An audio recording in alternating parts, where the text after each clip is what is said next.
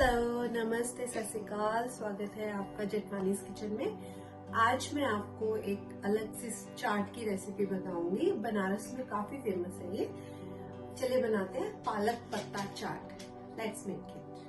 पालक पत्ता चाट बनाने के लिए ये देखिए मैंने पत्ते ले लिए, अच्छे से वॉश कर दिए हैं इनको। और एक बाउल में फिर मैं बेसन लूँगी।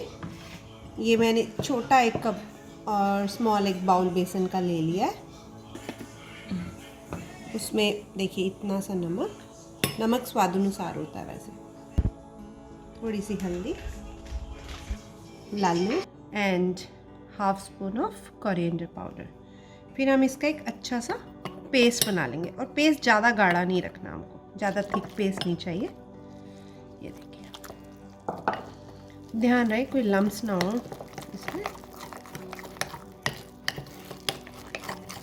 पालक पत्ता चाट के लिए ये देखिए मैंने एक एक पत्ता लेंगे। बैटर ज़्यादा थिक नहीं रखना, जैसे मैंने बताया था। इसको ऐसे निकाल देना बेसन को, ये देखिए। और इसको कढ़ाई में सारे हम ऐसे ही डालेंगे।